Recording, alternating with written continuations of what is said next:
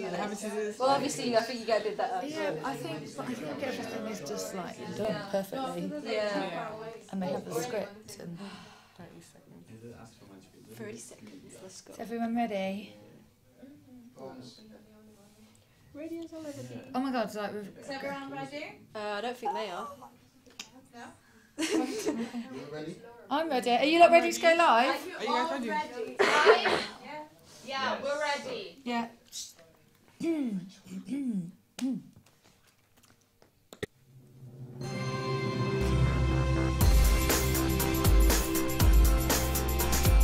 From journalism students at London Metropolitan University, this is Met Today. Hello and welcome to Met Today. I'm Diana Adebayo. And I'm Leanne Carr. Coming up on today's show, we've got all of the top stories and entertainment from around the globe. We'll look at why knife crime is on the up.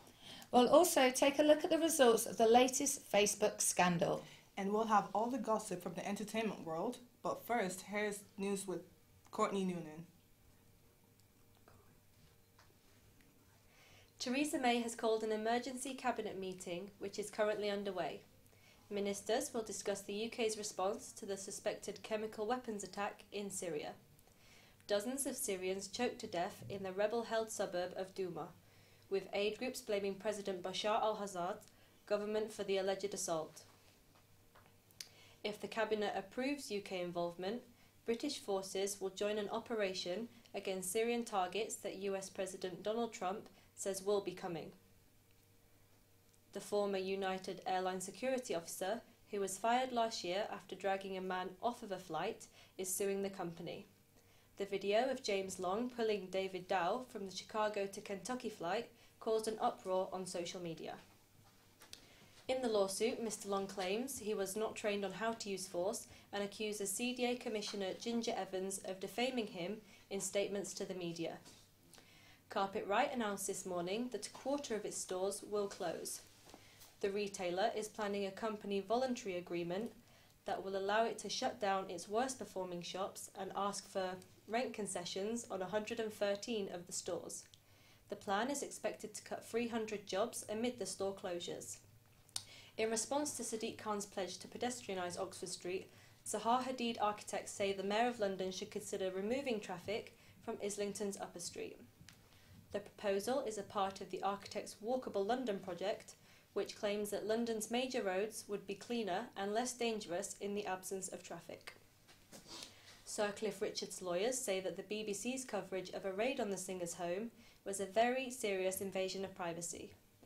In a case that opened in the High Court today, the 77-year-old singer is suing the broadcaster over coverage of police officers raiding his Berkshire apartment in August 2014, following an allegation of sexual assault, which was later dropped.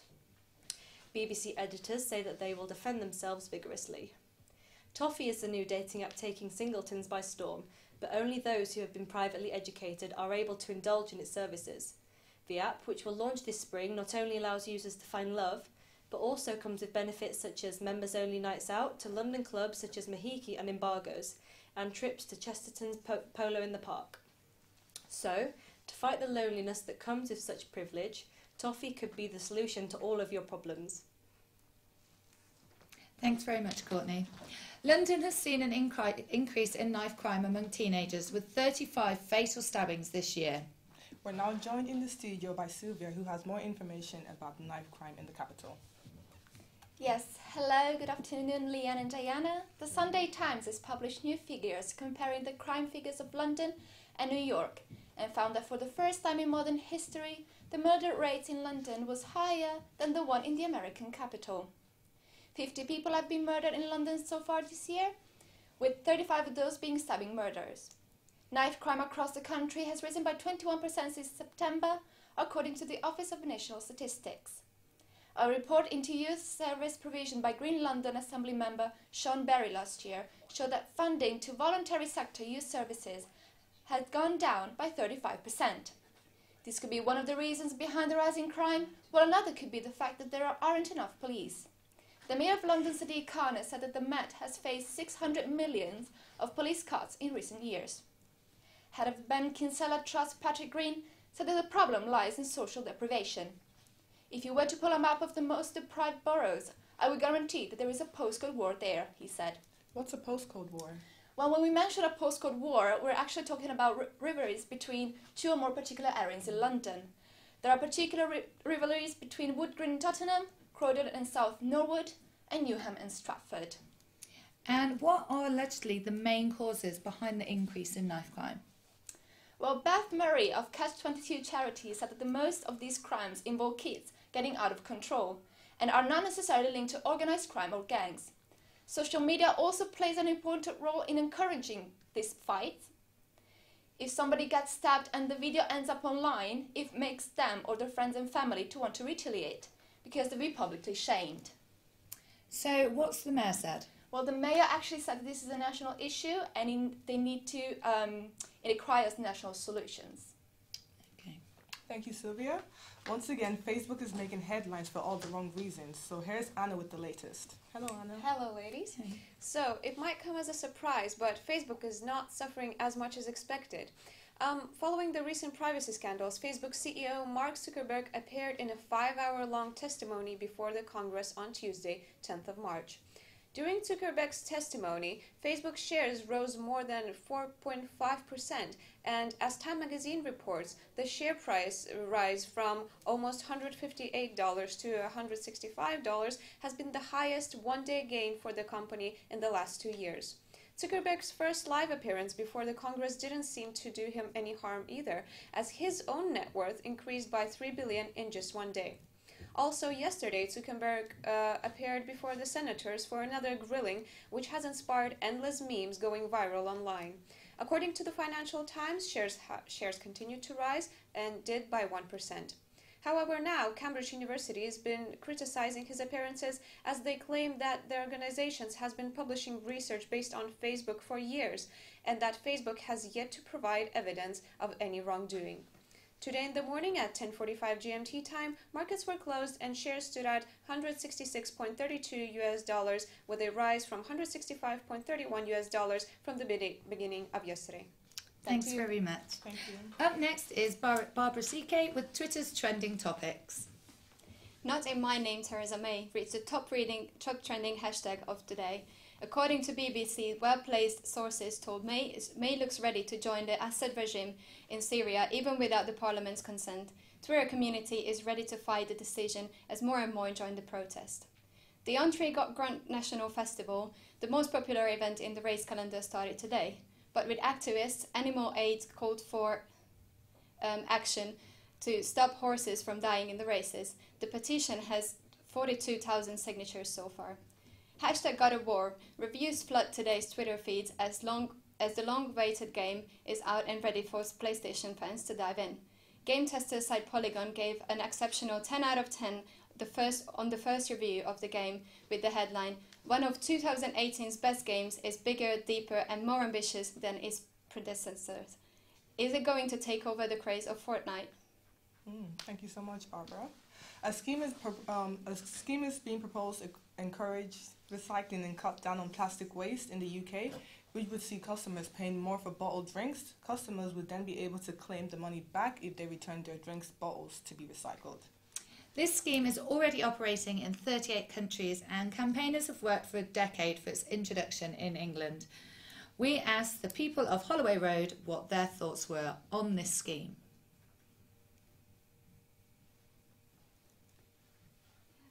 I try and recycle as much as possible because I think it's really important. There's so many adverts on the TV and the radio saying, oh, you must recycle, you know.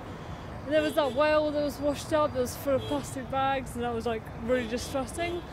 So I try and do as much as I can. We have a recycling bin at home and I always try and recycle at work or not get bags, and if I do, try and reuse them just as much as possible because I think it's really important for the future, really.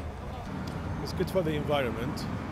And also it's good to separate at home I have 4 children, so there's a lot of cartons and boxes and plastics, so it's good to separate the recyclable from non-recyclable stuff. Yeah, it's good for the environment mainly, and sometimes I feel sorry that we use this much packaging for everything. I do because it helps the world with the environment, and why not do it? I'm concerned about plastic pollution and trying to be a bit more sustainable in my life. I think, well, if it's worth it, if it benefits the environment and anything else, then yeah, absolutely. It's better for the planet.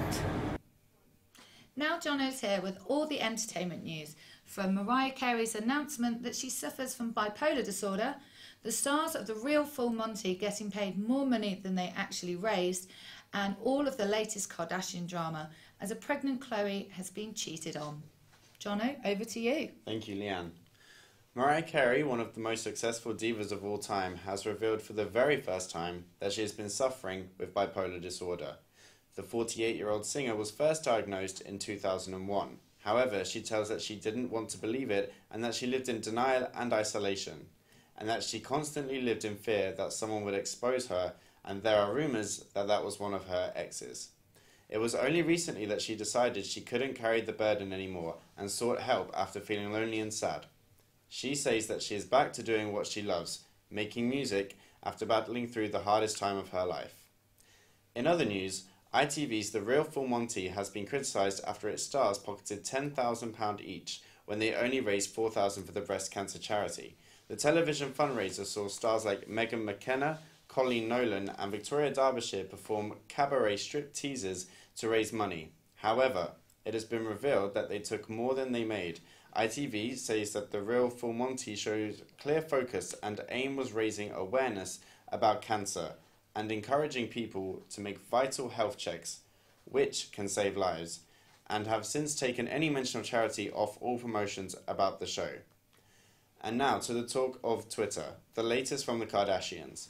America's most hated man is now no longer Donald Trump, but Tristan Thompson.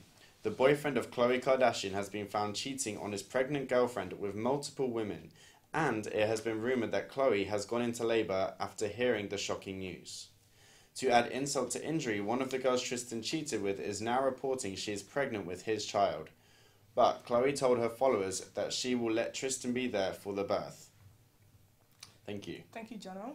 Sports now, and we can go live to our chief football correspondent, Patrick Kelly-Burton, who's live outside Arsenal's Emirates Stadium with all the European football news.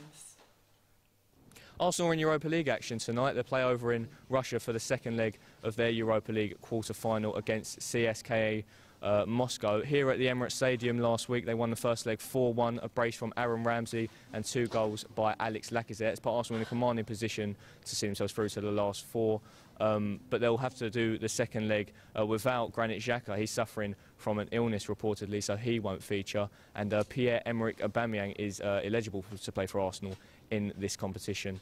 CSKA Moscow fullback Kirill Nababikin is back from suspension, so he could feature for CSKA tonight. But Arsenal remain in a strong position to see themselves through to the last 4, that barring a miracle really in Moscow tonight. Last night in the Champions League, Juventus' stunning comeback was dramatically cancelled out. That from a 97th minute penalty that was converted by Cristiano Ronaldo. He slotted expertly to the left of Wojciech Szczesny, who came on in place of Gigi Buffon, who was sent off from mass confrontation basically that sparked out as a result of Benatia taking down Lucas Vazquez in added time. Mario Mandzukic put the Italian champions 2-0 up on the night.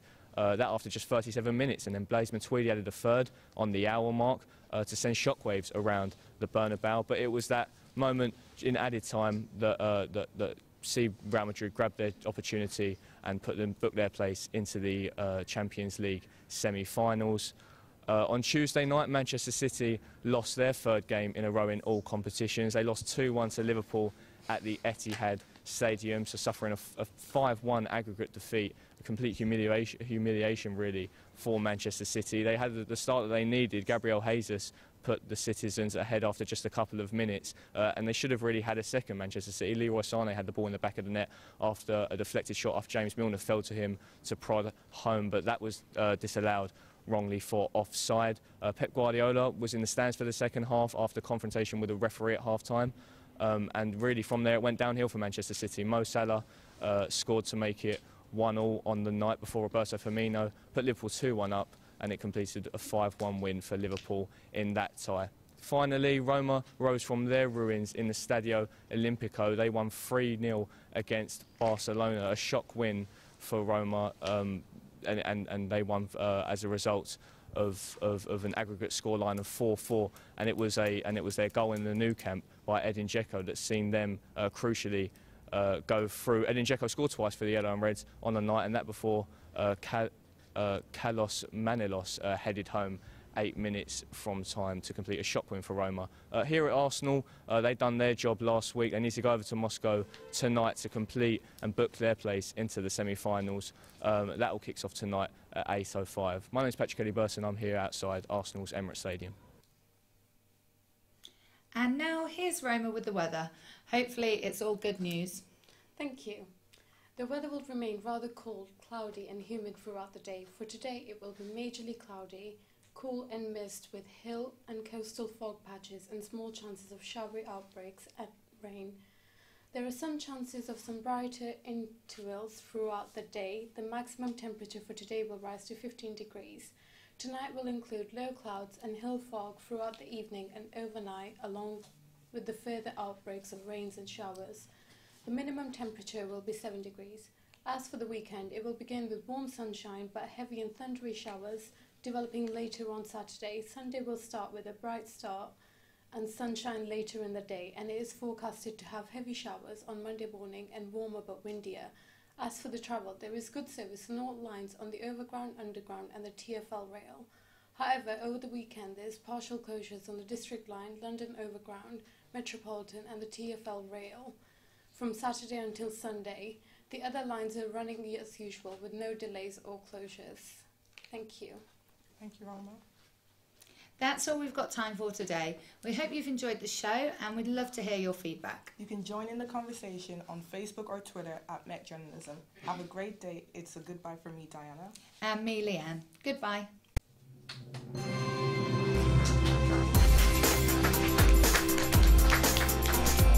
From journalism students at London Metropolitan University, That was excellent. This is Met Today. Brilliant. I hope you didn't forget to press record, yeah.